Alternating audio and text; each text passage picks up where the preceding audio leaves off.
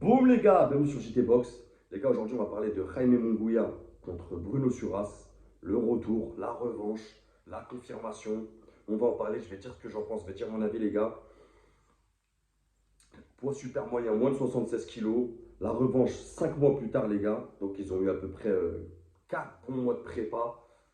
Alors, tout d'abord, Bruno Suras. Lors du premier fight, j'y croyais pas les gars. On va pas se mentir. Moi, vous me connaissez, vous savez, je dis ce que je pense, tout ça. Même si c'est un boxeur français, je vais pas être là à être saucé. Non, on dit ce qu'on pense ici. Et dans les commentaires ici aussi, on discute tout ça. On amène nos arguments. Donc sur le premier fight, les gars, j'y croyais pas du tout. Bruno Suras, il subit beaucoup, les gars, dans ce premier fight. J'entends beaucoup dire, il y en a, ouais, il préparait. Non, il subissait, il est parti au tapis, oui, il se relève. Après, il récupère, c'est très bien. Et quand tu revois le combat, tu n'y crois pas une seconde. Même la patate qu'il met, tu dis, elle sort d'où, tu vois. Euh, les mecs, genre, ils préparaient les combinaisons. Non, ils subissaient de malade, dos aux cordes, ils faisaient rien.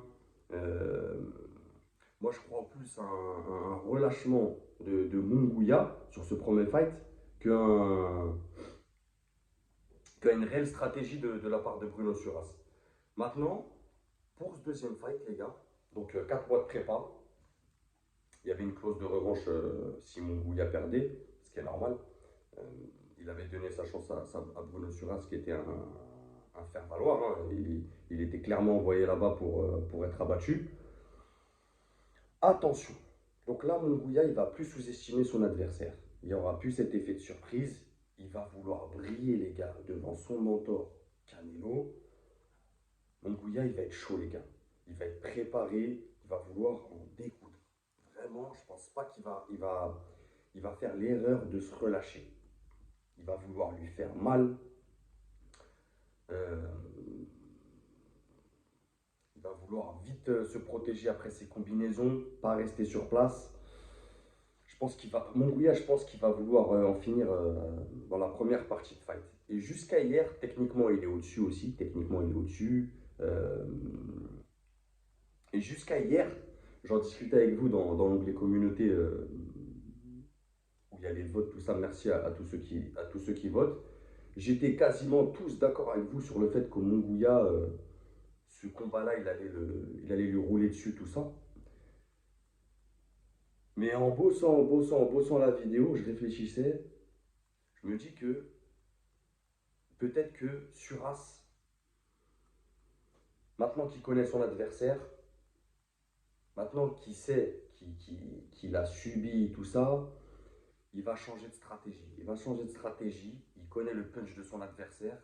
Et attention, Munguia connaît aussi le punch de Bruno Suras. Donc, il aura l'avantage sur le ring. Vous le savez, je le sais, quand on boxe quelqu'un qui nous met KO, qui nous met un knockdown, peu importe, quand on le recroise sur le ring, on a cette appréhension. Même si là, les gars, c'est des professionnels. Hein. Là, ce que je vous dis, c'est valable dans tout le circuit. Élite, amateur, pro. Euh, Quand on prend un KO par quelqu'un, on s'en rappelle. On a toujours cette petite appréhension. Ah, tu vois, on est sur le qui-vive. On est en alerte. Donc je me dis, si Bruno Suras il change de stratégie et qu'il décide d'avancer et pas de reculer dos au corps, de subir, je me dis, il a sa chance, les gars.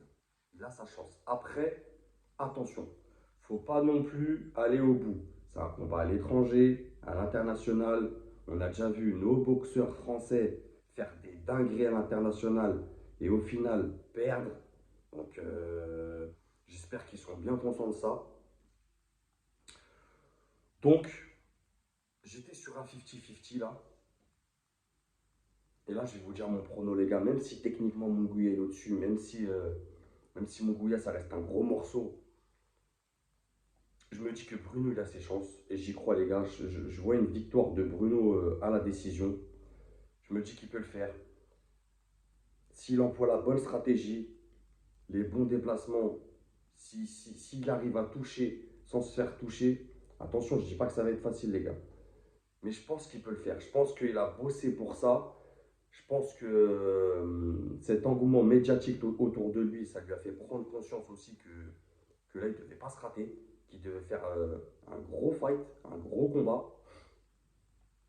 Parce que s'il gagne derrière, c'est jackpot, tu vois. S'il gagne derrière, il peut même avoir un titre contre Canelo, hein. Parce que Canelo, on sait que, voilà, Mexico forever.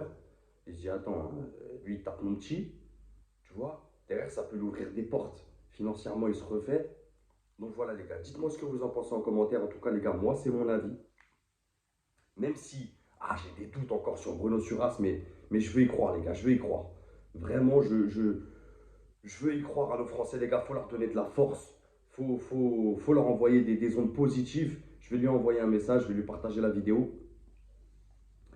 Même s'il doit être en pleine concentration, vraiment focus, les gars. On se donne rendez-vous samedi, les gars. Vraiment, j'espère que cette soirée-là va nous être bénéfique et qu'il va envoyer un gros message, comme il l'avait fait la première fois, à tous nos boxeurs français pour les remotiver, leur redonner cette envie de vaincre la rage, l'œil du tigre, vraiment, que même à l'international, vraiment, on nous envoie pas à chaque fois à la boucherie, vraiment. Une grosse pensée pour mon frérot Anouel. On est ensemble, mon frérot. C'est qu'une défaite, c'est rien, tu vas revenir, t'inquiète pas. Dites-moi ce que vous en pensez en commentaire, les gars. Partagez, likez, abonnez-vous, ça donne de la force. Et n'oubliez pas, c'est que de la boxe. Bang!